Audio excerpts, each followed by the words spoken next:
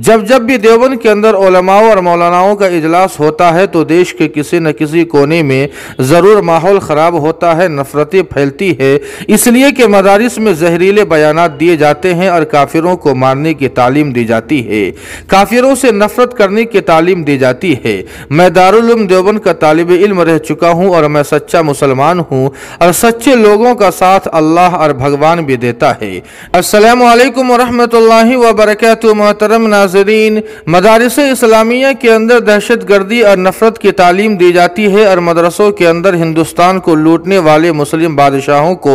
Hero बनाकर पेश किया जाता है और उनके लिए रहमत और मग़फ़िरत की दुआएं मांगी जाती है।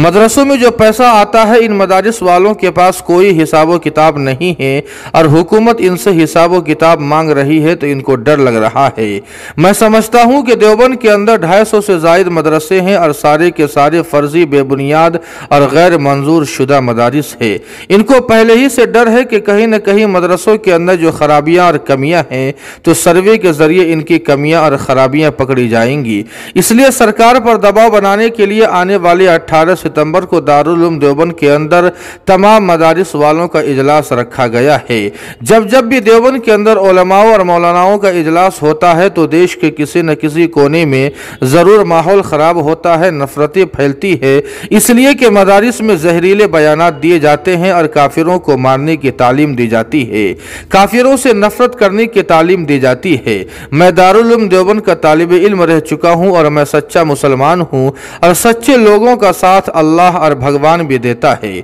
नाज़रीन किराम, यकीनन ये बातें सुनकर आपका ब्लड प्रेशर हाई हो चुका होगा, लेकिन ब्लड प्रेशर हाई करने की कोई ज़रूरत नहीं है, इसलिए कि ये सब फालतू बातें करने वाला कोई और नहीं बल्कि आरएसएस का तरबियत याफ्ता राव मुशर्रफ अली है, जो कि मुस्लिम राष्ट्रीय मंच का एक अहम जिम्मेदारों में है। और न ही इन बातों का जवाब देने की ज़रूरत है, इसलिए कि ये सब इल्ज़ामात कॉमन और आम हैं और न ही इन पर तवज्जो देने की ज़रूरत है। हम और आप अपने दीन व ईमान और मदारिस व मसाजिद और दीन के तमाम शोबे की हिफाजत के लिए अल्लाह ताला से दुआ फरमाए कि अल्लाह पाक तमाम मदारिस इस्लामिया की बातिल ताकतों से हिफाजत फरमाए।